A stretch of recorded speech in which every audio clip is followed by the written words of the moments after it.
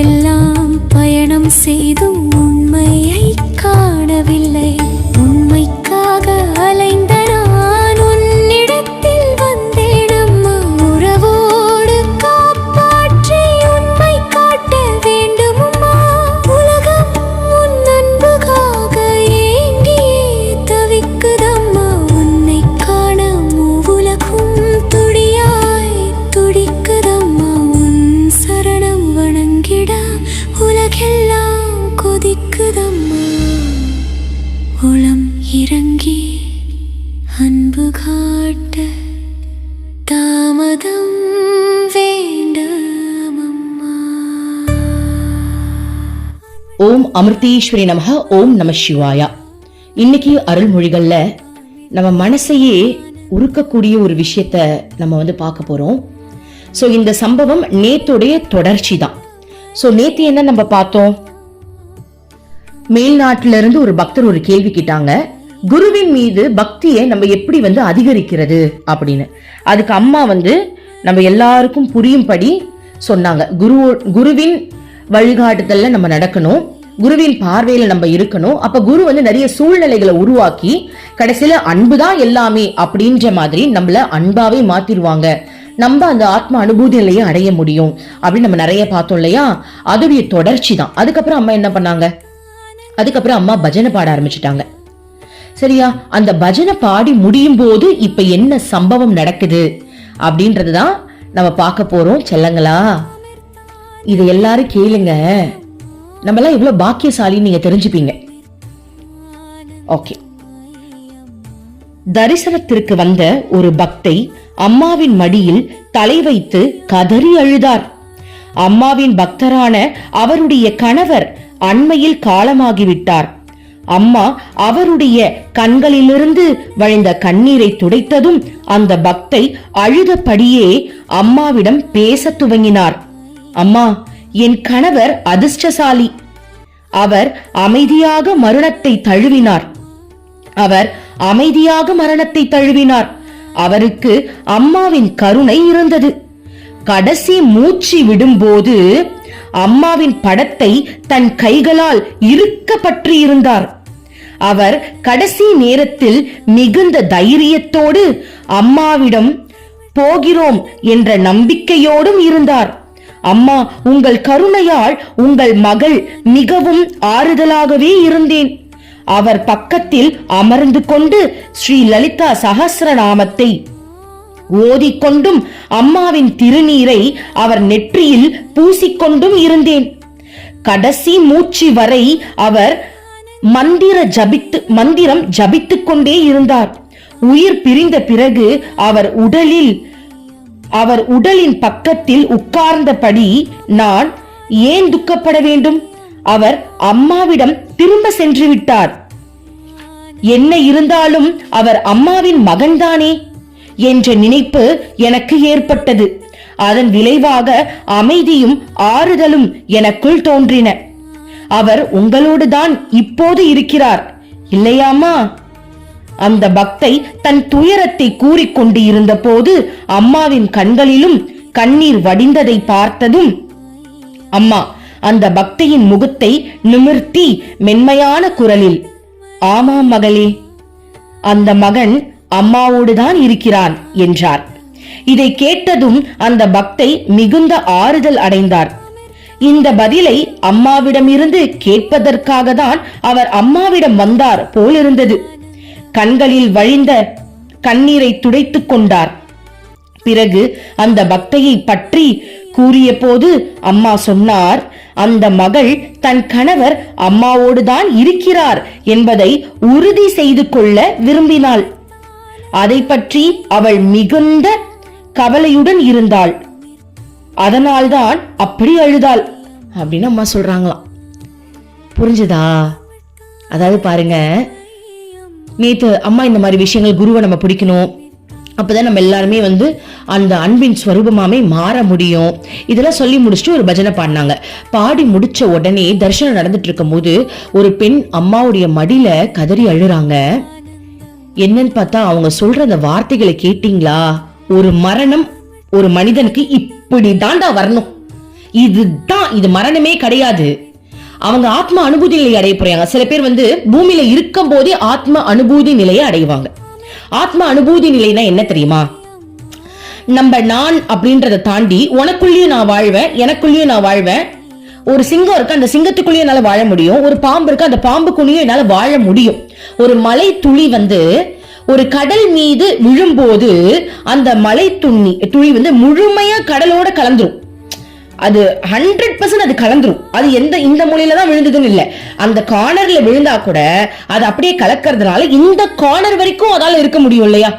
அந்த மாதிரி நான் அப்படின்ற தன்மை அழியும் போது அந்த ஆத்மா பரமாத்மாவா மாறுது. அப்ப ஆத்மா அனுபூதி நிலை அடைகிறது அப்படின்றது இப்படிதான், பரமாத்மாவோட நம்ம கலந்துடுறது. அது கடலோட எப்படி அந்த மலை துளி கலக்குதோ அந்த மாதிரி. அப்போ இறக்கும் போதும் இப்போ ஓகே, மனுஷனா நம்ம வந்து அந்த என்லைட்மெண்ட் ஃபீலை வந்து நம்ம வந்து வாழும் போதே அடையல அப்படின்னா கூட, இறைவனுடைய பக்தர்களா இருந்தோம் அப்படின்னா நம்ம இறந்ததுக்கு அப்புறம் அதை தான் சத்தியமா அடைவோம்.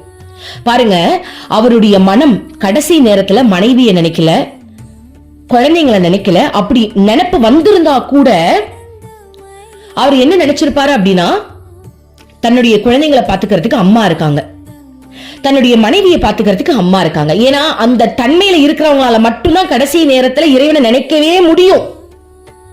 சத்தியமா ஒரு மனுஷன் மரண நேரத்துல இறைவனை நினைக்கிறாரு அப்படின்னா அவங்க சும்மா அந்த நிமிஷத்துல நினைக்கலப்பா, நல்லா தெரிஞ்சுக்கோங்க, அந்த நிமிஷத்துல வரவே வராது. வாழ்க்கை வாழ்ற வரைக்கும் எந்த விஷயம் நடந்தாலும் இறைவன் தான் இதை நடத்தினாரு அப்படின்ற அந்த உறுதியோட மனப்பான்மையில ஒவ்வொரு நாளும் அவங்க கடந்திருப்பாங்க. புரியுதுங்களா? ஃபுல் பிராக்டிஸ்ல இருந்திருப்பாங்க. அதாவது என்னன்னா, இதுதான் சாதனை. என்ன சொல்லுவாங்க, அம்மா சொல்லுவாங்களே, சாதனை செய்யணும். இதுதான் அந்த சாதனை, பிராக்டிஸ், ஸ்பிரிச்சுவல் பிராக்டிஸ். என்ன தெரியுமா? அனைத்தும் இறைவன் செயல். பசங்க நல்ல மார்க் எடுத்துட்டாங்களா? இறைவனுடைய குழந்தை மார்க் எடுத்துருச்சு. பொண்ணு லவ் பண்ணிட்டாளா? இறைவனுடைய விருப்பம். நல்ல பையனா தான் கல்யாணம் பண்ணி வச்சிடலாம். புரியுதுங்களா? திடீர்னு சொத்து பறி போதா? இறைவனுடைய விருப்பம், கர்மாவை கழிக்கிறாரு. திடீர்னு சொத்து வருதா? இறைவனுடைய விருப்பம், அவர் விருப்பப்படுறாரு. அப்படின்னு வாழ்க்கையில நடக்கிற ஒவ்வொரு சந்தர்ப்ப சூழ்நிலைக்கும் இது இறைவன் செய்யறாரு, இது இறைவனுடைய குழந்தைன்னு பற்று இல்லாம, பற்று இருக்கக்கூடாது. பற்று அப்படின்றது சொந்தம் கொண்டாடும். இது ஏன் பிள்ளை, நான் சொல்றதான் இது கேட்கணும்ன்றதுதான் பற்று. யாருமே உண்டு கிடையாது. பற்று இல்லாம நீ ஒருத்தவங்களை பார்க்கும் போது வெறும் அன்போட நீ பாப்ப. மதர் தெரசா மாதிரி மாறிடுவ. யார பார்த்தாலும் அன்பு வந்துரும். மதர் தெரசாக்கு பற்று கிடையாது, எல்லார் மேலேயும் அன்பு. பற்று இருக்கிறவங்க உனக்கு பிறந்ததை மட்டும் பிள்ளையா நினைப்பாங்க, பற்று இல்லாதவங்க உலகத்தையே பிள்ளையா நினைப்பாங்க. அவ்வளவுதான் டிஃபரன்ஸ். எந்த உரிமை கொண்டாடும் போது நீ குறுகி போயிடுவ, இறைவனோடது நீ நினைக்கும் போது நீ பெருசாயிடுவ. அவ்வளவுதான். புரியுதுங்களா? அப்போ அந்த ஜீவன் வந்து கடைசி நேரத்துல அவங்களால அம்மாவை ஈஸியா நினைக்க முடியுது. பாருங்க, அம்மாவுடைய போட்டோவை கையில புடிச்சுக்கிட்டாங்களாம். எவ்வளவு அழகான மரணம் இல்லையா? சூப்பர்ல சொல்றாங்க. அவங்க மனைவி கூட பாருங்க, அந்த நேரத்தில் லலிதா சகஸ்ரநாமம் படிச்சுட்டு இருந்திருக்காங்க. அவருக்கு திருநூறு பூசி விட்டுருக்காங்க. அவரும் நாம ஜபம் சொல்லிக்கிட்டே இருந்தாராம், இறைவனுடைய நாமத்தை சொல்லிக்கிட்டே இருந்தாராம். அம்மாவுடைய போட்டோ, அவருடைய குருவோட போட்டோவை கையில வச்சுக்கிட்டு, அம்மாவோட தீட்சை மந்திரமா இருக்கலாம், இல்ல நாம ஜபம், அவங்களுடைய விருப்பம். சோ இறைவனுடைய மந்திரத்தை வாயில சொல்லிக்கிட்டே அம்மா வந்து அவங்களுடைய மனைவி என்ன பண்ணிருக்காங்க, லலிதா சகஸ்ர நாமம் படிச்சுக்கிட்டு இருந்திருக்காங்க. அப்போ அவருடைய உயிர் ரொம்ப அழகா, ஒண்ணுமே இல்ல பாருங்களேன், அழகா வெளியே போயிருக்கு. அவர் துடிக்கல, ஹாஸ்பிட்டல்ல இல்ல. கரெக்ட் தானே? அவர் வேதனை அடையல. ஏன்னா இறைவன் கிட்ட போகணும்னு விருப்பப்படுற ஆத்மா வாழைப்பழத்துல ஊசி சொருகிற மாதிரி சல்லுன்னு வெளில வந்துருமா, அப்படியே வலிக்கிட்டு வெளில வந்துடும். இதை வந்து நம்ம எப்படி நம்ம தெரிஞ்சுக்கலாம் அப்படின்னா, இப்ப குழந்தை பிறகுது இல்லையா, சில பேருக்கு ரொம்ப கஷ்டப்பட்டு குழந்தை பிறக்கும். ஆனா சில பேருக்கு வந்து டக்குன்னு வந்து அந்த வலி வரும், டக்குன்னு வெளில வந்துடும். அது என்ன பொறுத்த வரைக்கும் நான் வந்து மரணத்தை அப்படிதான் கம்பேர் பண்ணிருக்கேன். ஏன்னா நான் வந்து நார்மல் டெலிவரி ரெண்டும். சோ அதனால வந்து நான் கம்பேர் பண்ணிக்கிறேன். அப்படிதானமா இருக்கும், ஏன்னா அது மரண வலி. ஓகே, சோ நான் நினைப்பேன், இதுல இந்த பிரெக்னன்சி டைம்ல டெலிவரி ஆகும்போது குழந்தை வெளில வருது, அதுல நம்ம ஆத்மா வெளில வரப்போது, அவ்வளவுதானே டிஃபரெண்ட். ஓகே, ஆனா அதுல கூட வலிச்சிச்சு. ஆனா எனக்கு தெரிஞ்சு இதுல வலியே இருக்காதுன்னு, இதுல ஒண்ணுமே கிடையாது, சத்தியமா ஒண்ணும் கிடையாது. எனக்கு தோணுது ஒண்ணுமே கிடையாது. அலேக்கா அப்படியே அந்த ஆத்மா அப்படியே சூப்பரா வெளில வருது. ஏன் வருது? ஏன்னா அம்மா கூட இருக்கா. அம்மா கூட இருக்காங்க. அம்மா அந்த ஆத்மாவை அழகா கூட்டிட்டு போறாங்க. ஒரு கவலை கிடையாது, ஒரு வலி இருக்காது, ஒரு ஃபீல் இருக்காது. எனக்கு தெரிஞ்சு அது ரொம்ப சந்தோஷமா இருக்கும். அப்பா ரிலீஸ் ஆயிட்டோம்டா அப்படின்ற மாதிரி தான் எனக்கு சத்தியமா இருக்கும். என்ன இந்த கூட இருக்கிறவங்க மேல இந்த அஃபெக்ஷன் இருக்கும் தான், இல்லைன்னு சொல்ல. ஆனா அம்மா இருக்கும்போது என்ன கவலை? டூருக்கு போற மாதிரி தான். ஃபாரின் போகும்போது கொஞ்சம் ஒரு மாதிரி கவலையா இருக்கும். ஃபாரின் போகும்போது எல்லாரும் விட்டுட்டு போறேன்னு. ஆனா பிளைட்ல ஏறி உட்கார்ந்த உடனே எதிர்காலத்தை நினைச்சு நம்ம சந்தோஷப்படுவோம். போய் எங்க இறங்கணும்னே இப்படி இருக்கணும், அப்படி வாழணும். அந்த மாதிரி ஒரு ஆத்மா உடல்ல இருந்து வெளில வந்தோடனே பரமாத்மாவோட கலக்குது இல்லையா, அப்ப அதுக்கு இன்னும் சந்தோஷம் வந்துடும். ஓகே, அப்போ அந்த அந்த மனிதர் அந்த நேரத்துல அவரால் இறைவனை நினைக்க முடியுது அப்படின்னா, வாழும் போதே அவர் இறைவனை நினைச்சுக்கிட்டு வாழ்ந்ததுனால மட்டும்தான் கடைசி நேரத்துல அவருக்கு அந்த இறைவனுடைய எண்ணம் வந்திருக்கு, உறுதியா அதை பிடிச்சிருக்காரு. சோ கண்டினியூஸா அது நடந்திருக்கு, நடுவில் விட்டுட்டுலாம் திடீர்னு பிடிக்கல. வாழும் போதே அவர் இறைவனை பிடிச்சிருக்காரு. ஒவ்வொரு நிமிஷமும் எந்த விஷயம் நடந்தாலும் இறைவனுடைய செயல் அப்படின்னு ஒவ்வொரு நிமிஷமும் அவர் நினைச்சதுனாலதான் அந்த இறப்பு வரும்போதும் அவரால் ஈஸியா இறைவனை நினைக்க முடிஞ்சுது. ஏன்னா அவர் தான் மறக்கவே இல்லையே கடவுளை. இது நம்பர் 1. ஓகே, சோ அவருடைய ஆத்மா சூப்பரா போயிடுச்சு. நம்பர் 2, இப்ப இந்த அம்மாக்கு வாங்க. இந்த அம்மா வந்து லலிதா சகஸ்ரநாமம் படிச்சுட்டு இருந்திருக்காங்க. அப்போ அந்த ஆத்மா வெளியே போன உடனே உங்களுக்கு ஒரு மனசுல வந்து ஒரு நினைப்பு வந்திருக்குல்ல. என்ன வந்திருக்கு? அம்மாவுடைய பிள்ளை தானே, அவர் அம்மா கிட்ட தானே போயிருக்காருன்ற நினைப்பு வந்திருக்கு இல்லையா. அது ஆக்சுவலி எல்லாருக்குமே வரும்டா.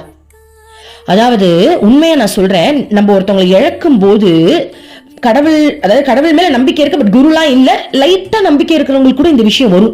எனக்கு நல்லா தெரியும். ஏன்னா எங்க அப்பா இறந்துட்டாரு அப்பெல்லாம் எனக்கு அம்மா கிடையாது, அமிர்தானந்தமி கிடையாது, லா ஆஃப் அட்ராக்ஷன் மட்டும்தான், பிரபஞ்சத்தை நம்ப அவ்வளவுதான், அப்படிதான் இருந்தேன். ஓகேவா? அப்போ எங்க அப்பா இறந்துட்டாரு அப்படின்னு அந்த ஃபீல் எனக்கு காதுல கேட்கும் போது என் மனசுல பட்டது என்ன தெரியுமா? நல்ல வேளை அப்பா வந்து இனிமேலுக்கு நம்ம கூட இன்னும் க்ளோஸ் ஆக போறாங்க. அப்ப வந்து எப்படி இருந்தது அப்படின்னா, உடம்புக்குள்ள இருந்தா கூட நம்ம நினைக்கிறது அப்பாக்கு தெரியாது, இப்ப நம்ம என்ன நினைச்சாலும் அப்பாக்கு தெரியும்னு எனக்கு தாட் இருந்துச்சு. அந்த பாசிட்டிவ் வந்துச்சு. இதே மாதிரி என் ஃப்ரெண்டுடைய தங்கச்சி, சின்ன பொண்ணு, அந்த பொண்ணு இறக்கும் போது என் ஃப்ரெண்டு இதே தான் சொன்னான். அவ இறக்குற வரைக்கும் அவ போவே கூடாதுன்னு தோணுச்சு. ஆனா அவ போயிட்ட உடனே இனிமேலுக்கு அவன் நம்ம கூடயே இருக்க போறான்ற தாட் தான் அவங்களுக்கு இருந்துச்சான். சோ நார்மலாவே இது வந்து கடவுள் வந்து அந்த வரத்தை நம்மளுக்கு கொடுத்திருக்காரு தைரியத்திற்காக. ஆனா நார்மல், அதாவது கடவுள் நம்பிக்கை இருக்கு, பட் இன்னும் குரு எல்லாம் வரல வாழ்க்கையில, நான் ஒரு பாசிட்டிவான ஒரு வாழ்க்கை வாழ்ந்துட்டு இருக்கேன் அப்படின்றவங்களுக்கே இந்த ஃபீல் வருது. அப்போ கடவுளோட வாழ்ந்துட்டு இருக்கவங்களுக்கு இந்த ஃபீல் எந்த அளவுக்கு வரும்? சோ அந்த அம்மாவுடைய கவலையே என்னன்னு பாத்தீங்கன்னா, அவங்க ஹஸ்பண்ட் அம்மாவோட இருக்கணும்ன்றது மட்டும்தான் அவங்க கவலையா இருந்திருக்கு. சோ அது உறுதிப்படுத்துறதுக்காக தான் அவங்க வந்திருக்காங்க.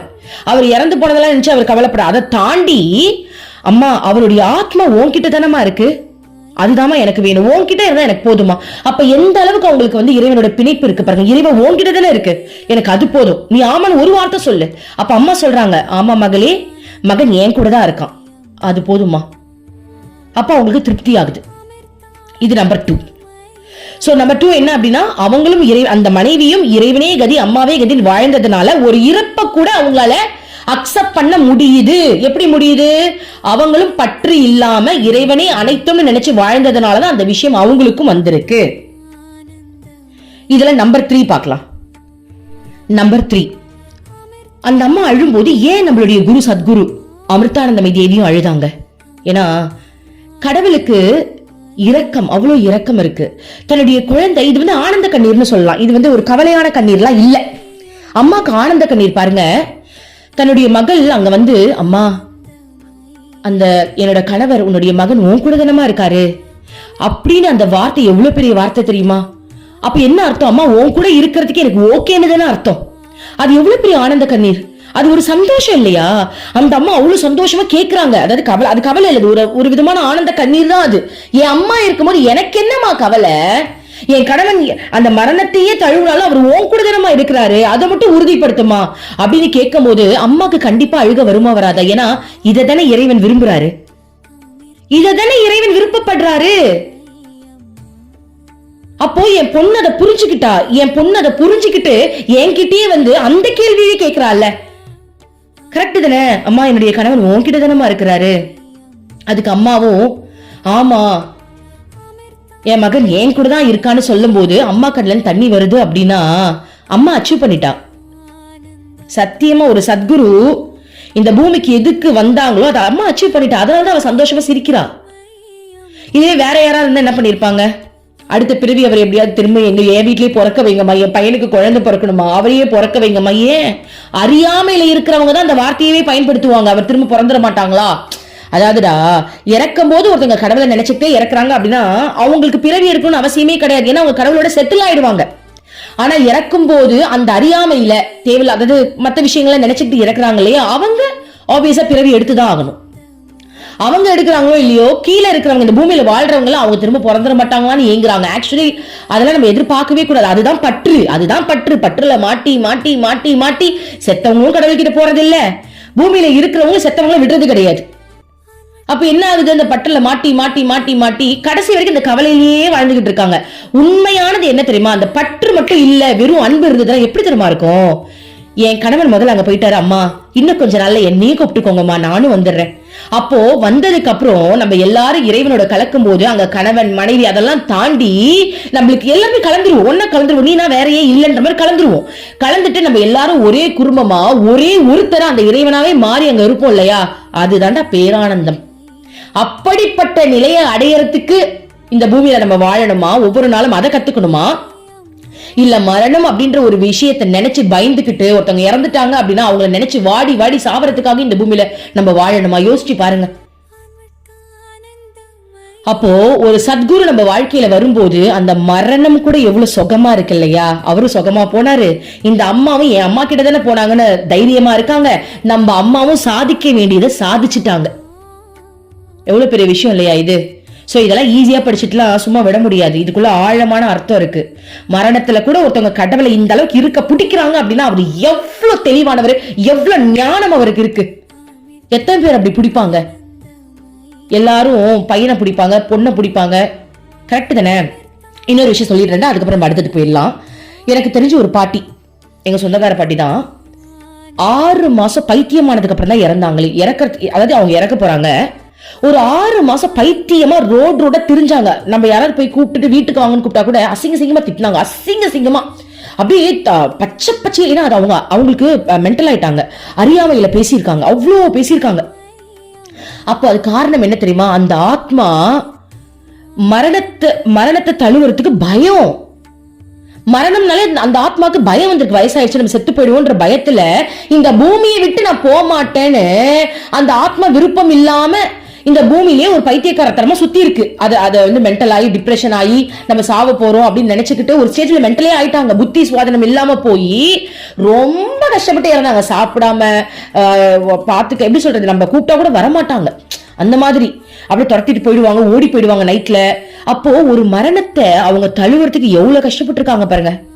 இன்னொருத்தவங்களை பார்த்திருக்கேன், ஹாஸ்பிட்டலா போய் அந்த மரண பயம் அவங்களுக்கு, செத்து போயிடக்கூடாது, இன்னும் கொஞ்ச நாள் நான் இருந்துட மாட்டேனா, இன்னும் என் பேர பசங்களை நான் பாத்துட மாட்டேனா, ஒரு வயசுக்கார வரைக்கும் நான் இருந்துட மாட்டேனா அப்படின்னு சில பேர் வந்து இந்த பூமியில வாழ்றதுக்கு ஆசைப்பட்டுக்கிட்டு அப்போ இந்த உயிரை காப்பாத்திர மாட்டாங்களான்னு ஹாஸ்பிட்டல் போகும்போது ஒரு நிம்மதியான மரணமே இல்லை பாருங்களேன். அப்போ நான் போக கூடாதுன்ற எண்ணத்திலே இருக்காங்களே, அப்ப அவங்க இறக்கும் போது எங்க போவாங்க? புரியுதுங்களாடா? மரணம் அப்படின்றது ஒரு ஃபாரின் ட்ரிப் போற மாதிரி ஜாலியா இருக்க வேண்டியது, அது ட்ரிப் கிடையாது, அதுதான் நிரந்தரம். நம்ம சொந்த வீட்டுக்கு போறோம். மரணம் அப்படின்ற ஒரு விஷயம் நம்மளுக்கு என்னைக்கு பயத்தை கொடுக்கலையோ அன்னைக்குதான் நம்ம உருப்படியான ஒரு வாழ்க்கை இந்த பூமியில வாழ்றோம்னு அர்த்தம். இதான் உண்மை. புரியுதுங்களா? சோ இப்ப நீங்க கேட்கலாம், சாதாரண மரணத்துக்கு ஓகே, வயசாய மரணம் அடைகிறாங்கன்னா ஓகே, திடீர்னு சடனா ஒரு மரணம் அடைகிறாங்களே அது நம்மளால தாங்க முடியலையே. பட் என்ன பண்றது, அதுதான் நம்மளுக்கு சத்குரு இருக்கும்போது அந்த மாதிரியான ஒரு ஆபத்துல நம்மளுக்கு வராம அவங்க பார்த்துப்பாங்க. இப்போ ஒருத்தவங்க ஆக்சிடென்ட்ல போகணும் அப்படின்னு விதி இருக்கு, ஆனா அவங்களுக்கு குரு இருக்காங்க, சத்குரு நம்ம அம்மா இருக்காங்க அப்படின்னா எப்படியாவது அவங்கள வாழ வைப்பாங்க. ஏன்னா இந்த மாதிரி நடந்திருக்கு, ஒருத்தவங்க அப்படிதான் அம்மா கிட்ட போய் கல்யாணம் பண்ணிக்கணும்னு கேட்டிருக்காங்க. அவங்க இந்த மாதிரி நான் லவ் பண்றமா கல்யாணம் பண்ணிக்கணும், அம்மா சொல்லியிருக்காங்க 3 மாசம் 3 வருஷமா தெரியல, ஏதோ ஒரு டைம் கொடுத்து அதுக்கப்புறம் பண்ணுடா அப்படின்னு சொல்லியிருக்காங்க.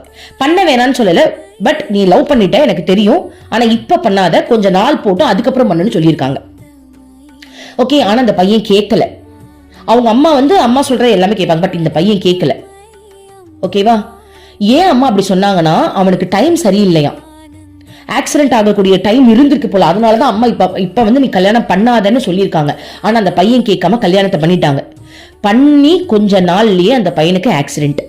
ஸோ காலில் ஆப்ரேஷன் பண்ற அளவுக்கு ஆக்சிடென்ட் ஆயிடுச்சு. நல்ல வேலை காலில் தான் அடிபட்டு, உடம்புல அடிப்படல, கால் வந்து ஆக்சிடென்ட். ஸோ அந்த பையனோட அம்மா என்ன பண்ணியிருக்காங்க, நல்ல அம்மாவோட பிரார்த்தனையில இருக்கும்போது ஆசிரமத்துக்கு வந்து அம்மா கிட்ட வந்து, அம்மா பையனுடைய காலில் ஆப்ரேஷன் பண்ணுன்னு சொல்லிட்டாங்கம்மா, நடக்க முடியலம்மா அப்படின்னு சொல்லும்போது அம்மா கேட்டாங்களாம், ஒரு வார்த்தை கேட்டாங்களாம், நீ எப்படி இவ்வளவு தைரியமா இருந்த, என்னாலேயே அதை பார்க்க முடியல, நீ எப்படி இவ்வளவு தைரியமா இருந்தன்னு கேட்டாங்களாம். பெத்த தாயை பார்த்து கேட்கறாங்க. ஏன்னா அந்த பையனுக்கு ஆக்சிடென்ட் ஆகி நேர்ல பார்க்கும்போது கால் நொறுங்கிடுச்சு போல் இருக்கு. சோ அவங்க அந்த பையனோட அம்மா என்ன பண்ணிருக்காங்க, எனக்கு தான் என் குரு இருக்காங்க, என் அம்மா பார்த்து பண்ற நம்பிக்கையில கவலை இருக்கும், இருந்தாலும் அந்த நம்பிக்கையில இருந்திருக்காங்க.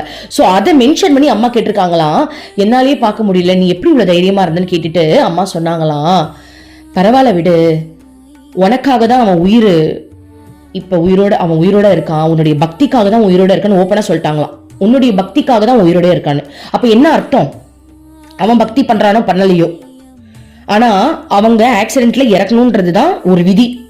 அது அம்மா ஓப்பனா சொல்லிட்டாங்க, உன்னுடைய பக்தி, எனக்கு தெரிஞ்சவங்க தான் அவங்க, உன்னுடைய பக்திக்காக அவனுடைய உயிர் காப்பாற்றப்பட்டிருக்கு, நீ கவலைப்படாத, சரியாயிடுவான். சோ ஆபரேஷன் தான் பண்ணி இப்போ ஓரளவுக்கு நடக்கிற ஆளுக்கு லைட்டா வந்திருக்காங்க. புரியுதுங்களா? அப்போ குரு இருக்கும்போது நம்ம பக்தி செலுத்தும் போது ஏதாவது ஒரு ரூபத்துல நம்மள காப்பாத்துறாங்க. ஆனா காப்பாத்தினதுக்கு அப்புறம் நம்ம எப்படிப்பட்ட வாழ்க்கையை வாழ்றோம்ன்றது ரொம்ப முக்கியம்.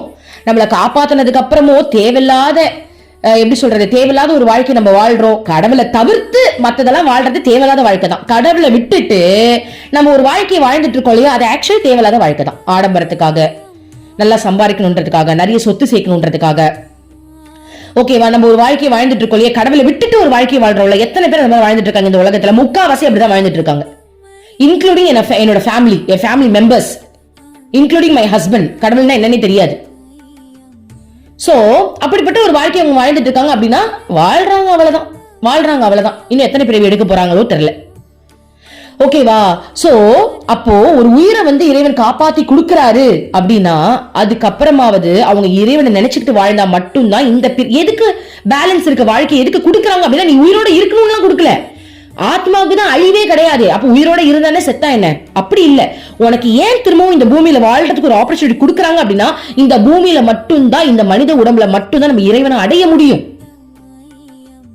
புரியுதுங்களா? அப்போ உன்னுடைய உயிரை திரும்ப மீட்டு உனக்கு கொடுக்குறாங்க, இந்த பூமியில வாழ்றதுக்கான ஒரு சூழ்நிலையா உனக்கு கொடுக்குறாங்க அப்படின்னா, மிச்ச மீதி இருக்கிற வாழ்க்கையாவது நம்ம யூஸ் பண்ணி இறைவனை அடையணும்ன்றதுக்காக தான். இந்த பூமிக்கு ஒரு மனுஷன் வர்றதுக்கு காரணமே இறைவனை அடைய மட்டும்தான். நீ இறைவனை அடையறதுக்கான வேலைகளை நீ செய்யும் போது உனக்கு கிடைக்க வேண்டிய வேலை கிடைச்சிரும்.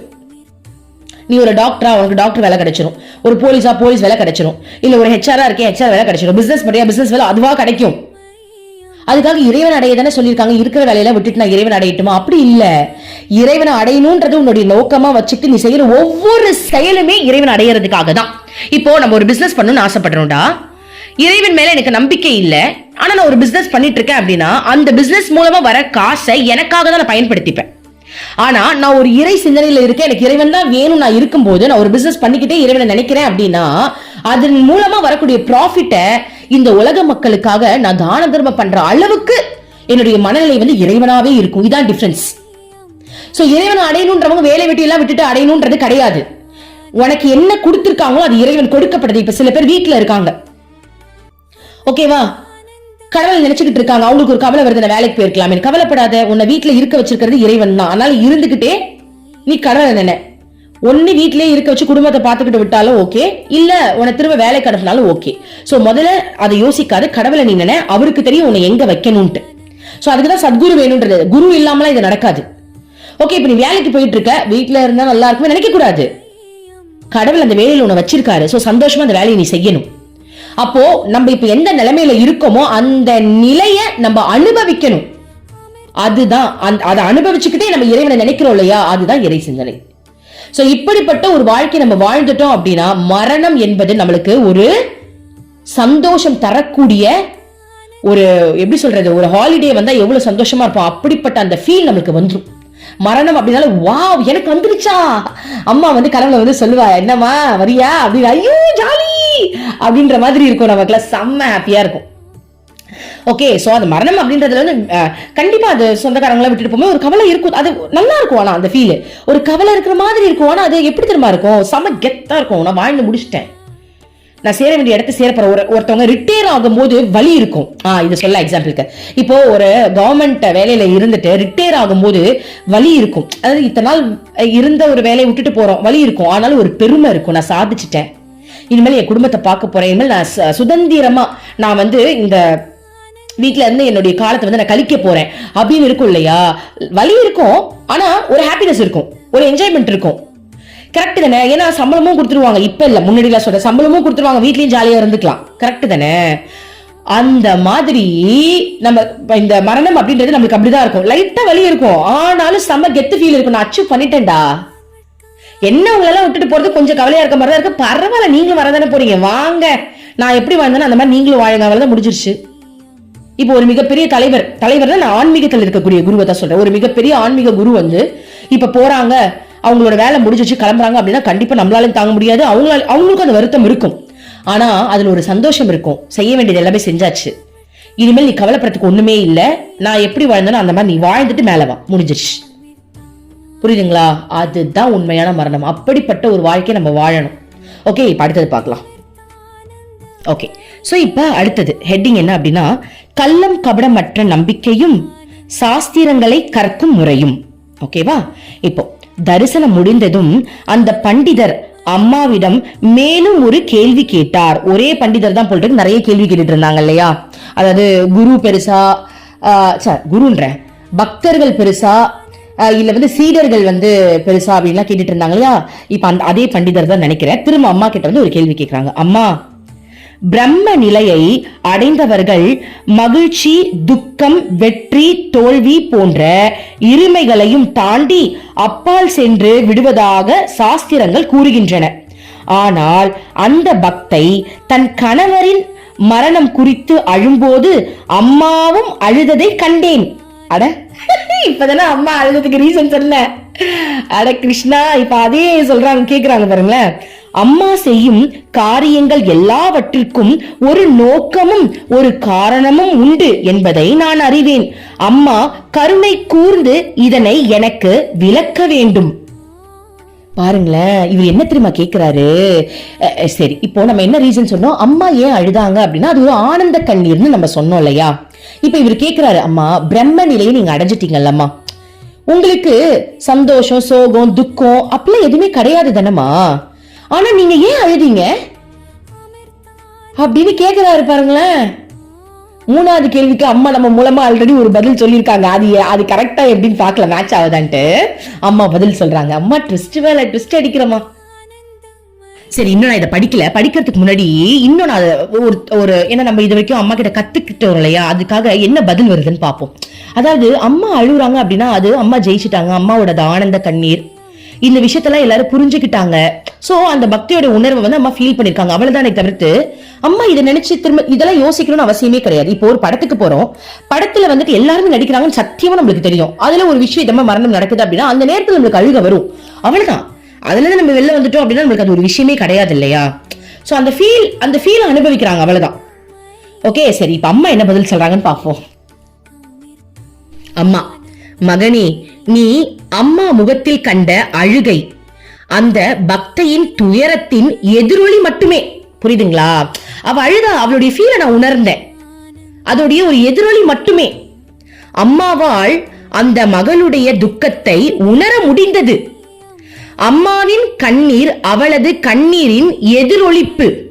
நீ ஒரு கண்ணாடியின் முன்பு நின்று கொண்டு சிரித்தாள், அழுதாலும் புன்னகைத்தாலும் கண்ணாடியும் அதையே பிரதிபலித்து காட்டும்.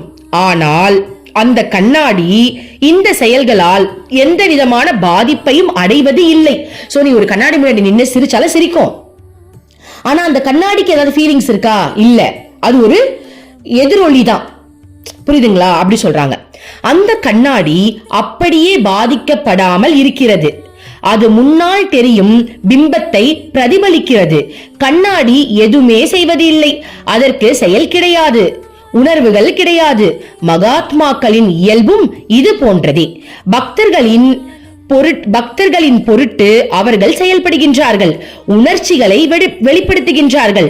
அந்த மகள் மிகவும் துயரமாகவும் அழுது கொண்டு இருந்ததாலும் கூட அவளது கள்ளம் கபடமற்ற தன்மை அம்மாவை மிகவும் மகிழ்ச்சியில் ஆழ்த்தியது. பாத்தீங்களா, வந்துருச்சு பாத்தீங்களா? அந்த பொண்ணு அழுதுட்டு இருந்தாலும் அவளுடைய அந்த இதயம் கள்ளம் கபடமற்ற ஒரு தன்மை இருக்குல்ல, அது அம்மாவை மகிழ்ச்சி அடைய வச்சுச்சு. அப்போ அந்த மகிழ்ச்சி உள்ள இருந்துகிட்டே அம்மாக்கு கண்ணில் கண்ணீர் வருதுன்னா அது ஆனந்த கண்ணீர் தானே. அம்மா பதில் மேட்ச் ஆகுதுமா? ஓகே, அம்மாவின் கண்ணீர் மகிழ்ச்சி கண்ணீரும் கூட. நம்ம சாதிச்சிட்டோம் அம்மா, ஐ லவ் யூ. டேய் அம்மா பதில் சொல்லிட்டாங்கடா. அம்மாவின் கண்ணீர் மகிழ்ச்சி கண்ணீரும் கூட. பாருங்க, இதெல்லாம் முன்னாடி நான் படிக்கவே இல்லை. உண்மையாவே நான் படிச்சுட்டுலாம் வந்து உட்கார்ல, வெறும் இந்த மரணத்தை மட்டும் தான் படிச்சுட்டேன். அதுக்கப்புறம் இதை நான் படிக்கல, உங்களுக்கு இப்ப சொல்லும் போது தான் நான் படிக்கிறேன். அப்ப நம்ம என்ன சொன்னா, அது ஒரு ஆனந்த கண்ணீர் அப்படின்னு சொன்னோம்ல. இது எதுக்கு நான் சந்தோஷப்படுறேன் அப்படின்னா, அம்மாவோட அருள்மொழிகள் இத்தனை நாள் படிச்சு நம்ம அம்மாவுடைய அந்த இயல்பை வந்து நம்ம புரிஞ்சுக்கிறோம்ல, அந்த மகாத்மாவுடைய இயல்பை நம்ம புரிஞ்சுக்கக்கூடிய கெப்பாசிட்டிக்கு வந்திருக்கோம் இல்லையா, அதை நினைச்சு சந்தோஷப்படுறேன், வேற ஒண்ணும் இல்லை. ஓகேவா? இப்ப அடுத்து, இப்படியெல்லாம் இருந்தாலும் உண்மையில் அம்மா அவை இரண்டும் அல்ல. அம்மாவின் மகிழ்ச்சி கண்ணீரும் சோக கண்ணீரும் இரண்டுமே பிரதிபலிப்பு தான். மகனே, அம்மாவுக்கு சொந்தம் என்று எதுவும் இல்லை. எல்லாமே அம்மாவின் குழந்தைகளை பொறுத்ததே. அவர்கள் மகிழ்ச்சியாக இருந்தால் அம்மாவுக்கு மகிழ்ச்சி, அவர்கள் துக்கப்பட்டால் அம்மாவுக்கு அம்மாவும் துயரப்படுகின்றேன். ஆனால் அம்மா இந்த இரண்டிலுமே கட்டுப்படுவது இல்லை. வாவ், இதை நம்ம எக்ஸ்பிளைன் பண்ணலாம். அதாவது அம்மா என்ன சொல்றாங்கன்னா, ஆக்சுவலி இந்த மாதிரி விஷயங்கள்லாம் நான் கிருஷ்ணாவோட கோபி பாவத்துல இருக்கிறதுனால என்னால உணர முடியுது. ஓகேங்களா? இப்ப என்ன அப்படின்னா, அம்மா என்ன சொல்றாங்க, எனக்கு சந்தோஷம் கவலை இந்த மாதிரி எதுவுமே எனக்கு கிடையாது. நான் வந்து ஒரு பரபிரம்மம், நான் எல்லாருக்குள்ளேயும் வாழ்ந்துட்டு இருக்கேன்.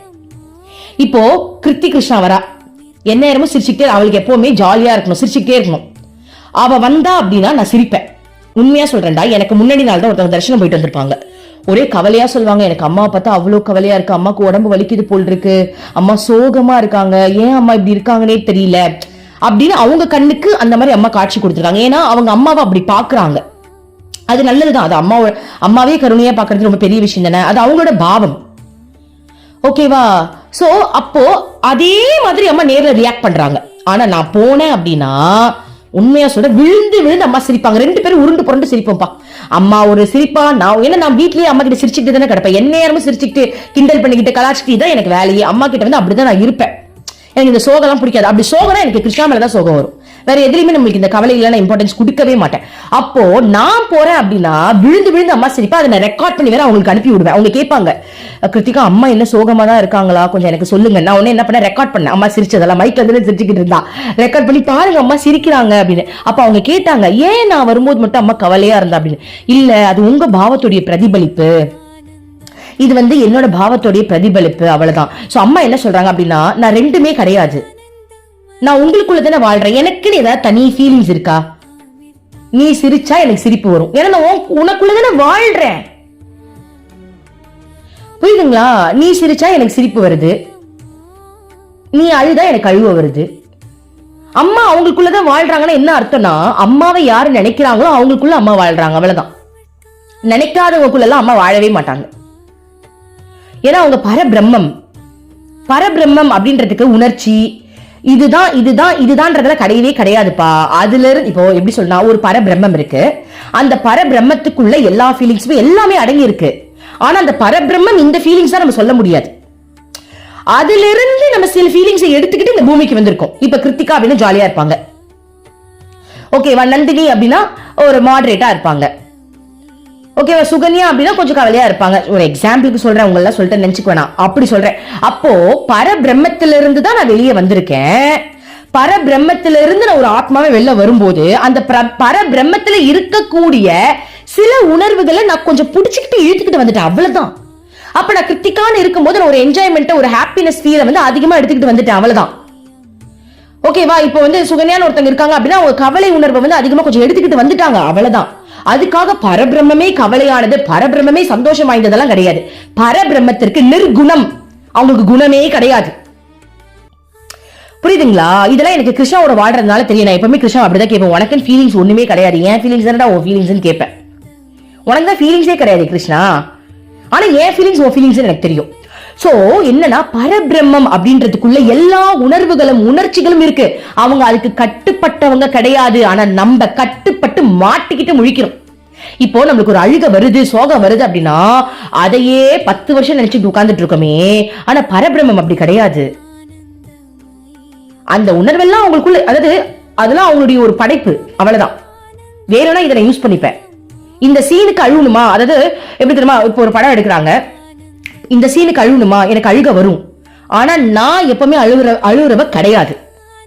இந்த சீன்ல நான் சிரிக்கணுமா, எனக்கு சிரிப்பு வரும். ஆனா நான் எப்பவுமே சிரிச்சுக்கிட்டு இருக்கவ கிடையாது. எனக்கு எந்த குணமும் கிடையாது. நான் ஒரு ஆக்டர் மாதிரி நான் வந்திருக்கேன். அதாவது பரபிரம்மத்தை சொல்ற. பரபிரம்மம் என்பவர் ஒரு ஆக்டர் மாதிரி வச்சுக்கோங்களேன். ஒரு எக்ஸாம்பிளுக்கு சொல்ற, ஒரு ஆக்டர் மாதிரி. சிரிக்க சொன்னா சிரிப்பார், அழ சொன்னா அழுவாரு. ஆனா அதுக்கு அந்த உணர்வுக்கு அவர் அடிமை கிடையாது. புரியுதுங்களா? இதுதான் அந்த பரபிரம்மம். அப்போ பரபிரம்மத்துக்குள்ள எல்லா விஷயங்களும் இருக்கு. இப்ப எக்ஸாம்பிள் ஒரு கம்ப்யூட்டர் எடுத்துப்போம். ஒரு ரோபோ தயாரிச்சு நம்ம கையில கொடுத்துட்டாங்க, சாட் ஜிபிடி. எது கேட்டாலும் நமக்கு சொல்லுதா? இப்ப அந்த சாட் ஜிபிடி வந்து நம்ம போன்ல வச்சிருக்கோம். அதுவே ஒரு ரோபோவா இருக்குன்னு வச்சுப்போமே. சிரிக்கும், அழு அடிக்கும். எனக்கு இதை சொல்லிக் கொடுக்கும். குருவா மாறும். ஆனா அந்த ரோபோக்குள்ள எல்லாமே இருக்கு. ஆனா அந்த ரோபோ வந்து, நம்ம அந்த ரோபோக்கு என்ன பேர் சொல்லுவோம்? சிரிக்க சொன்னா சிரிக்குது, சிரிப்பழகின்னு சொல்ல முடியுமா? அது அழ சொன்னாலும் அழும். சோ அது எந்த உணர்வுக்கும் கட்டுப்பட்டது கிடையாது. அதுக்குள்ள எல்லா ப்ரோக்ராமும் இருக்கு, அவ்வளவுதான். அந்த ரோபோக்குள்ள எல்லா ப்ரோக்ராமும் இருக்கு. அந்த ப்ரோக்ராமுக்கு அது அடிமையெல்லாம் கிடையாது. நீ கேட்கறத கொடுக்கும். அதே தாண்டா பரபிரம்மம். பரபிரம்மத்துக்குள்ள எல்லா ப்ரோக்ராமும் இருக்கு. புரியுதுங்களா? பரபிரம்மம்ன்றது இந்த பிரபஞ்சமே, நான், நீ, எல்லாருமே இந்த பிரபஞ்சம் தான். எல்லாருமே இந்த பரபிரம்மம் தான். அப்போ இந்த பரபிரம்மம் என்ன பண்ணுது அப்படின்னா, நான் சிரிக்கிறேன் அப்படின்னா பரபிரம்மம் சிரிக்குது, அவ்வளவுதான். அவங்க அழுகுறாங்கன்னா பரபிரம்மம் அழுது, அவ்வளவுதான். ஆனா அந்த பரபிரம்மம் வந்து எதற்கும் அடிமை கிடையாது. அதற்குள்ள எல்லா ப்ரோக்ராமும் இருக்கு, அவ்வளவுதான். சோ அததான் அம்மா சொல்றாங்க, எனக்கு எதுவுமே கிடையாது, எனக்குள்ள எல்லா ப்ரோக்ராமும் இருக்கு. புரியுதுங்களா? எல்லா ப்ரோக்ராமும் எனக்குள்ள இருக்கு. அந்த ப்ரோக்ராமுக்குள்ள நீ இயங்குற, அவ்வளவுதான். ஆனா நீ தனியா உனக்குன்னு ஒரு கேரக்டரை பிக்ஸ் பண்ணிக்கிற. இன்னொருத்தவங்க வந்து அவங்களுக்குன்னு ஒரு கேரக்டர் நீங்க பிக்ஸ் பண்ணிக்கிறீங்க. ஆனா பரபிரம்மம் அப்படி கிடையாது. பரபிரம்மத்துக்கு தெரியும் அதுவே நான் தான். சோ அவங்க எதுக்குமே அடிமை கிடையாது. அததான் அம்மா சொல்றாங்க, நான் எதுக்குமே அடிமை கிடையாது, எதுவுமே எனக்கு வந்து தாக்காது. அவங்க அழுகுறாங்க, எனக்கு அழுவு வந்துச்சு, அவ்வளவுதான், முடிஞ்சிருச்சு, அதோட அவ்வளவுதான். நான் அந்த இடத்துல மட்டும் இருக்கிறவ இல்லையே.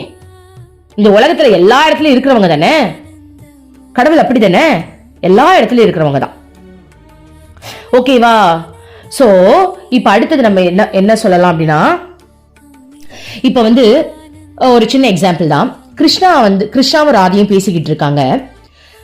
ராதை வந்து கிருஷ்ணா கிட்ட கேக்குறாங்க, கிருஷ்ணா உனக்குள்ள எல்லாமே இருக்குன்னு நீ சொல்ற கிருஷ்ணா, நீ ஒரு பரபிரம்மம், உனக்குள்ளேயே காதல் இருக்கு, உனக்குள்ளேயே அழுக இருக்கு, உனக்குள்ளேயே சந்தோஷம் இருக்கு, உனக்குள்ள எல்லாமே இருக்குன்னு சொல்றியே கிருஷ்ணா, அப்புறம் எதுக்காக நீ என்ன காதலிக்கிறன்னு கேட்டாலாம்.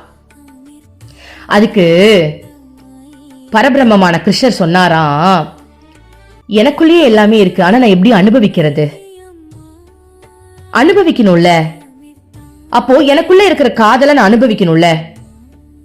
இப்போ சர்க்கரையில சுவை இருக்கு, அதை சுவைக்கிறதுக்கு நாக்குன்னு செப்பரேட்ல இருந்தா மட்டும்தான் என்னால சுவைக்கவே முடியும். சர்க்கரை நாக்கும் ஒன்னா இருந்துச்சுன்னா இருக்கு, அவ்வளவுதான். அது எப்படி சுவைக்கிறது? அந்த டேஸ்ட் எப்படி நான் உணர்றது? சோ எனக்குள்ள எல்லாமே இருக்கு. எனக்குள்ள அழுகை இருக்கு, எனக்குள்ள சந்தோஷம் இருக்கு, எல்லா ஃபீலிங்ஸும் இருக்கு. அதை நான் கிரியேட் பண்ணி உன்ன மாதிரி இப்ப என்னுடைய காதல் அப்படின்ற ஒரு ஸ்வரூபத்தை ராதைன்னு படைக்க வச்சு உன்னை நான் காதலிக்கும் போது தானே அந்த உணர்வுல நம்ம சந்தோஷப்பட முடியுது. புரியுதுங்களாடா? அத அனுபவிக்கிறார் கடவுள். என்ன அப்படின்னா, அவருக்குள்ள இருக்கிற அந்த ப்ரோக்ராம்ஸ் இருக்கு இல்லையா, அதெல்லாம் வந்துட்டு ஒரு மனுஷனா படைச்சு விட்டு அவர் என்ஜாய் பண்றாரு. ஆக்சுவலி படைப்பே ஒரு என்ஜாய்மெண்ட் தான். இததான் நானும் கிருஷ்ணா டெய்லி பேசுவோம். கடவுள் ஆக்சுவலி நம்மள படைச்சு என்ஜாய் பண்றாரு. ஆனா நம்ம அவரை நினைச்சா நம்மளும் என்ஜாய் பண்ணலாம். ஆனா படைச்சிட்டு அவரை நினைக்காம நம்ம மத்தவங்க நினைச்சா கவலை தான் படணும். அதான் டிஃபரன்ஸ். படைச்சவனோட என்ஜாய் பண்றதை விட்டுட்டு கூட இருக்கிறவங்க கிட்ட என்ஜாய்மெண்ட் வேணும்னா எப்படி கிடைக்கும்? ஏன்னா படைச்சவன் தான் முழு அன்பின் ஸ்வரூபம். நம்ம எல்லாருமே வந்துட்டு அறக்குறை தான். அப்ப அறக்குறை கிட்ட அறக்குறையா இருக்கிறவங்க கிட்ட போய் அன்பு என்ன எப்படி கிடைக்கும்? எனக்கு கணவன் வந்து அன்பு கொடுக்கல, என்னோட பிள்ளை குட்டிங்க எல்லாம் கல்யாணம் ஆகி செட்டில் ஆயிடுச்சுங்க, என்ன மதிக்கல, அன்பு நீ வெள்ளத்தன எப்படி கிடைக்கும்? உன்னை படைச்சது யாரு? இறைவன் தானே படைச்சாரு, அவர்கிட்டதான் அது கிடைக்கும். சோ கடவுள் படைச்சு நம்மள அனுபவிக்கதான் அவர் படைச்சாரே தவிர்த்து அவர்கிட்ட அனுபவிக்கிறத விட்டுட்டு நம்மள வெளில அனுபவிச்சுக்கிட்டு இருக்கோம். அதனால கிடைக்காம சுத்திக்கிட்டு இருக்கோம். அவ்வளவுதான் டிஃபரன்ஸ். புரியுதுங்களா? அதாவது நம்மளுடைய எந்த உணர்வா இருந்தாலும் சரி, அன்பா இருக்கட்டும், காதலா இருக்கட்டும், காமமா இருக்கட்டும், எந்த உணர்வு உனக்கு வந்தாலும் சரி, எல்லா உணர்வையும் நீ இறைவன் கிட்ட அனுபவிக்கிற அப்படின்னா நீ பண்றது கரெக்ட். ஓகே, அந்த உணர்வை நீ வெளியே தேடுற அப்படின்னா பற்றுல மாட்டிப்போம், பிறவி எடுக்கணும். அதுல சாட்டிஸ்பேக்ஷன் ஆனாலும் பரவாயில்ல. எங்க சாட்டிஸ்பேக்ஷன் ஆவறாங்க? சாட்டிஸ்பேக்ஷன் ஆவறாங்களா? இப்போ எனக்கு ஒரு கல்யாணம் ஆச்சு, நல்ல கணவன்பா, சூப்பரான கணவன் அப்படின்னு ஒருத்தவங்க சொல்றாங்க, சந்தோஷமா வாழ்றாங்க, சாட்டிஸ்பேக்ஷன் ஆயிடுச்சு தானே? அப்ப கணவர் இறந்துட்டாருன்னா நிம்மதியா இருக்க வேண்டியதுதானே? ஐயோ என்னோட கணவன் போயிட்டாரே, எனக்கு இத்தனை நாள் இவ்வளவு சுகத்தை கொடுத்தாரு, திரும்ப நான் அவர் எப்ப பாக்குறது, திரும்ப இன்னொரு பிறவி இறைவன் எனக்கு அதே மாதிரி எனக்கு கொடுன்னு எதுக்கு கேட்கணும்? உனக்கு அது கிடைக்கணும், அனுபவிச்சுட்ட முடிச்சுட்ட, அது ஏன் கண்டினியூ பண்ண ஆசைப்படுற? அது கிடைக்கவே கிடைக்காது. அந்த கண்டினியூ பண்ணுன்ற எண்ணம் தான் எல்லாம் மாட்டிக்கிட்டு முடிச்சுக்கிட்டு இருக்காங்க. புரியுதுங்களா? அப்போ சில பேருக்கு கிடைக்குது, சில பேருக்கு கிடைக்கல. ஆனா உண்மை எதுனா கடவுள்கிட்ட அனுபவிக்கிறது தான் கரெக்ட். ஏன்னா அவர் அதுக்குதான் நம்மள படைச்சாரு. அவருக்குள்ள இருக்கிற உணர்வு நிலைகளை ஜீவாத்மாவா பிரிச்சு உன் கூட ஒவ்வொருத்தரும் அனுபவிக்க தான் படைச்சாரு. இதை நான் ராசநிலை மூலமா தான் தெரிஞ்சுக்கிட்டேன்னு. ஏன்னா அவரோட கோபி பாவத்துல இருக்கிறதுனால நான் அவரை உணர்றேன். இறைவனை வந்து உணர்ற அளவுக்கு நான் பெரிய அப்பாட்டக்காரெல்லாம் கிடையாது. நான் என்ன சொல்ல வரேன் அப்படின்னா, எனக்கு கொஞ்சம் புரியுது. அம்மாவோட அருளால, அம்மா சத்குருவா இருக்கிறதுனால எனக்கு கொஞ்சம் உணர்த்துறாங்க. என்ன அப்படின்னா, கிருஷ்ணா பாத்தீங்கன்னா பல கோபியர்கள் எல்லாரையும் காதலிச்சாரு, எல்லாரையும் விதவிதமா காதலிச்சாரு. ஏன்னா அவருடைய அந்த காதல்ல வந்துட்டு பல கோபியர்களா உருவெடுக்க வச்சு விதவிதமா காதலிக்கிறார். நானும் கிருஷ்ணாவை விதவிதமா தான் காதலிப்பேன். எனக்கு ஒரே கிருஷ்ணாவை காதலிக்கிறதுலாம் இல்ல, விதவிதமா காதலிப்பேன். ஒவ்வொரு ஸ்டோரியில கிருஷ்ணா வந்து டாக்டரா இருக்கிற மாதிரி, ஒரு ஸ்டோரி கிருஷ்ணா போலீஸா இருக்கிற மாதிரி நானும் விதவிதமா காதலிப்பேன். அப்ப சாதாரண மனுஷி எனக்கே வந்து கிருஷ்ணா விதவிதமா காதலிக்கணும்னு தோணுதே, அந்த பரமாத்மா எவ்வளவு விதமா காதலிக்கணும்னு நினைப்பாரு.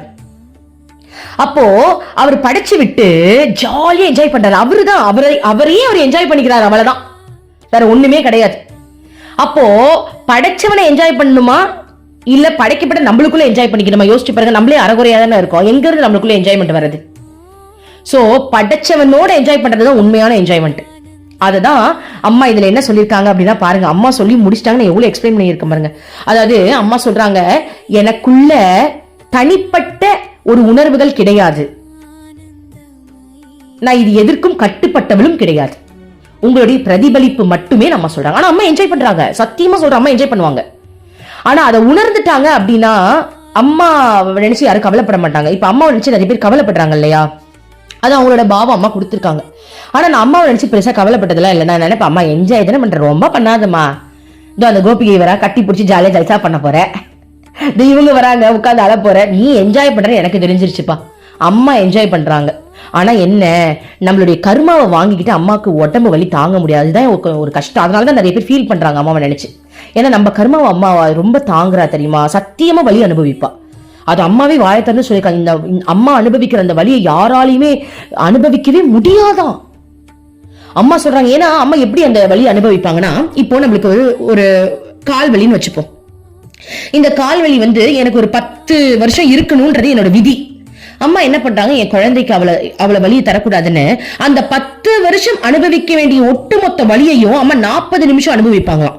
அம்மா சொல்லியிருக்காங்க, 40 வருஷம் அவன் அனுபவிக்க வேண்டிய தலைவலிய நான் 40 நிமிஷம் அவனுக்காக அனுபவிக்கிறேன் அப்படின்னா எப்பேற்பட்ட வலியை அவங்க அனுபவிப்பாங்க, மரண வலி. ஆனா அம்மா சொல்றாங்க, என்னால அது முடியும், அதனால அம்மா அனுபவிச்சுக்கிறேன்றாங்க. அந்த வலியை அவங்க தாங்குறாங்க. ஆனா வலிக்கும், உனக்கு எனக்கு ஈக்குவலா தான் வலிக்கும். ஆனா அவங்களால தாங்க முடியுது, நம்மளால தாங்க முடியல. இது எப்படி நம்ம வந்து கம்பேர் பண்ணலாம் அப்படின்னா, இப்போ உங்க பையன் உங்க குழந்தை இருக்காங்க, உங்களால பெரிய பக்கெட் தண்ணியை தூக்க முடியும், ஏன்னா அதுக்கான தெம்பு உங்களுக்கு இருக்கு. அவனால சின்ன பக்கெட் ஒரு மக்கு தண்ணி தான் தூக்க முடியும், அவ்வளவுதான். சோ அந்த மாதிரி அம்மாவால அதை தாங்க முடியுது, நம்மளால இவ்வளவுதான் தாங்க முடியும், அவ்வளவுதான் டிஃபரன்ஸ். ஓகேவா? சரி, இப்ப அடுத்தது அம்மா என்ன சொல்றாங்கன்னு பாப்போம். அம்மாவின் விளக்கத்தை கேட்டு பண்டிதர் மிகவும் மகிழ்ச்சி அடைந்தார். அம்மாவின் முன் நெஞ்சானுக்கிடையாக விழுந்து மிகுந்த பணிவோடு கைகூப்பியபடி, அம்மா, சாஸ்திர படிப்பில் மூழ்கி என் வாழ்வில் பெரும் பகுதியை வீணாக்கிவிட்டதை இப்போது நான் காண்கின்றேன். நான் ஏதோ சில ஆன்மீக சாதனைகள் செய்கின்றேன் என்பது உண்மைதான். ஆனால் அவையெல்லாம் இந்த சாஸ்திர படிப்பாலும் ஓயாத சிந்தனைகளாலும் கெட்டு விடுகின்றன. என் புத்தி நிறைந்து கிடக்கிறது. அதனால் இதயம் சூனியமாக இருக்கிறது. சாஸ்திரங்களை படிப்பதில் செலவிட்ட நேரத்தை ஆன்மீக சாதனைகளில் செலவிட்டு இருந்தால் ஏதாவது பயனை அடைந்திருப்பேன். பாத்தீங்களா, அம்மா எப்பவுமே சொல்வா, ஓவரா புக்கெல்லாம் படிச்சுக்கிட்டு இருக்காதீங்க, ஆன்மீக புத்தகத்தை ரொம்ப படிச்சுக்கிட்டு இருக்காதீங்க, எவ்வளவுதான் மண்டையில ஏத்துவ, சோ சாதனை செய் அப்படின்னு சொல்வா. அதெல்லாம் என்ன தெரியுமா, ஏன்ட்டியா அம்மா அது மாதிரிதான் சொல்லியிருக்கா. படிச்சுட்டியா, தெரிஞ்சுக்கிட்டியா, அவ்வளவுதான், நீ கிருஷ்ணாவோட போய் அனுபவி. அப்போ எனக்கு பாருங்க, அம்மா சொன்ன இந்த கருத்துக்கள்லாம் என்னால உணர முடிஞ்சது இல்ல. எப்படி உணர முடிஞ்சது? ஏன்னா கிருஷ்ணாவோட நான் வாழ்றதுனால உணர முடிஞ்சது. டெய்லி நானும் கிருஷ்ணாவும் அந்த லவ்ல இருக்கிறதுனால என்னால ஃபீல் பண்ண முடிஞ்சது. ஏன்னா எனக்கே லவ் பத்தாது, கிருஷ்ணாவை விதவிதமா அனுபவிக்கணும்னு தோணும். அப்போ அவருக்கு அப்படிதானே இருக்கும். அதனாலதானே கிருஷ்ணா கேட்பேன், அதனாலதானே கிருஷ்ணா நீ நிறைய கோபியர்களை படைச்ச, இந்த உலகத்தையே படிச்சு என்ஜாய் தானே நீ பண்ற, நீ எல்லாருக்கும் காத்துக்கிட்டு தானே இருக்க, எல்லா ஆத்மாவும் எப்ப வருவான்னு வழிஞ்சுக்கிட்டு தானே உட்காந்துக்கிட்டு இருக்க, இப்பெல்லாம் நான் கேட்பேன். சோ என்னால அது உணர முடியுதுல. படிக்கிறத விட நான் கிருஷ்ணா கூட இருக்கிறதுனால தானே என்னால உணர முடியுது. அதுதான் என்னுடைய சாதனை. அம்மா சொல்றாங்க சாதனை ஸ்பிரிச்சுவல் பிராக்டிஸ். புரியுதுங்களா? படிச்சு நான் தெரிஞ்சுக்கிறத விட உணர்வு பூர்வமா என்னுடைய ஸ்பிரிச்சுவல் பிராக்டிஸ் மூலமா தான் நல்லா தெரிஞ்சுக்க முடியுது. அதான் சொல்றாங்க. அதனால இந்த பண்டிதர் சொல்றாரு, அம்மா நானும் சாஸ்திர சம்பிரதாயங்கள் எல்லாம் படிச்சேம்மா, ஆனா என் புத்தியில நிறைய அழுக்கு இருக்கிறதுனால நான் படிக்கிறதுக்கு டைம் வேஸ்ட் பண்ணதுக்கு அந்த டைமுக்கு ஸ்பிரிச்சுவல் பிராக்டிஸ் செஞ்சிருந்தா கூட நான் நிறைய கத்திருப்பேன் போல் இருக்குமான்னு அவரு ஒத்துக்கிறாரு பாருங்க. ஓகேவா? அம்மா, அம்மா நீங்கள் எனக்கு ஒரு முக்கியமான பாடத்தை கற்று தந்தீர்கள். உங்கள் அன்பும் கருணையும் நிறைந்த மற்றவர்களுக்காக வாழும் வாழ்க்கை நான் படித்த பல புத்தகங்களை விட நல்ல பாடங்களை கற்று தந்தது. வெறும் புத்தகங்களை படித்துவிட்டு நான் பிரம்மம் என்று எனக்கு நானே சொல்லிக்கொண்டு எவ்வளவு பெரிய முட்டாள்தனம் என்று எனக்கு இப்பொழுது புரிகிறது.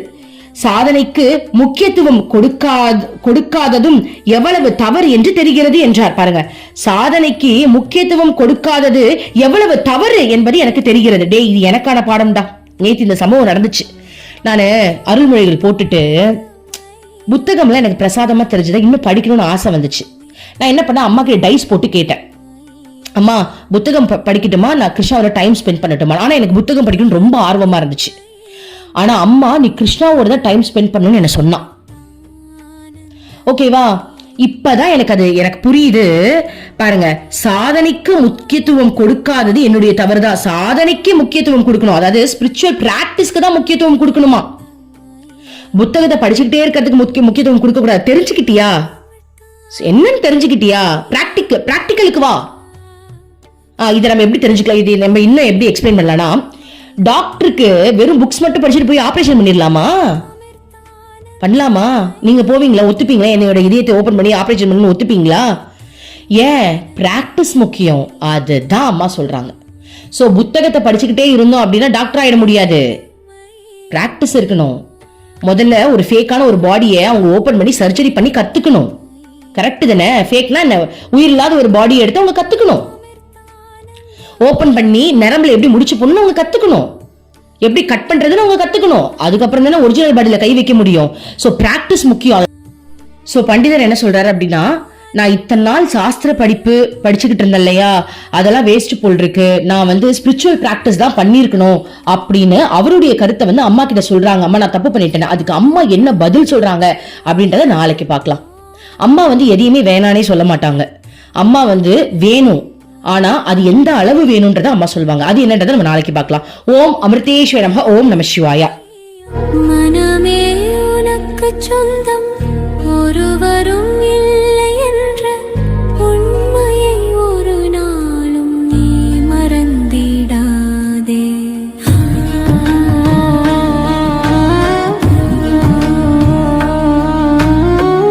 அர்த்தமற்ற கர்மங்களை செய்து கொண்டே சம்சாரத்தில் பயனின்றி நீயும் வீணாய் அலைகின்றாயே. காயமது மாயமதனை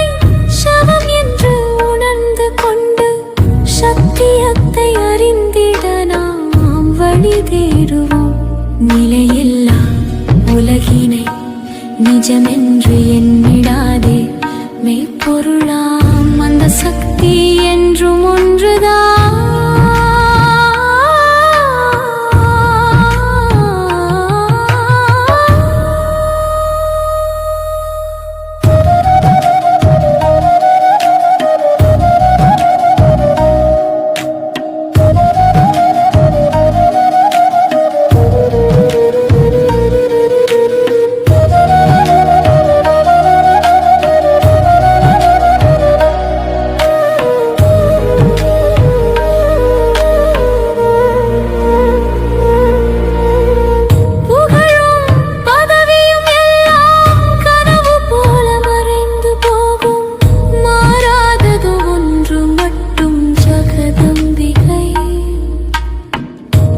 பாசமாய